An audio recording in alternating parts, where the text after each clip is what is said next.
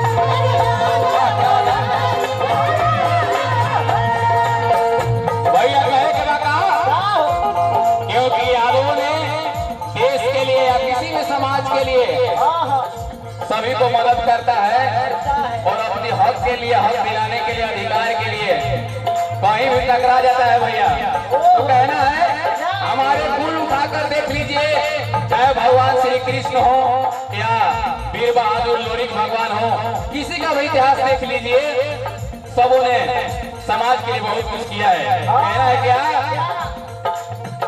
एक से एक हुए फूल में हमारे,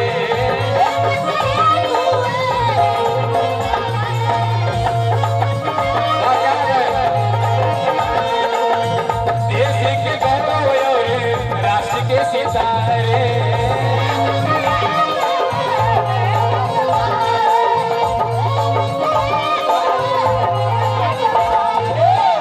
एक से एक हुए फूल में हमारे, देश के गौरव और राष्ट्र के सितारे। कहना है क्या,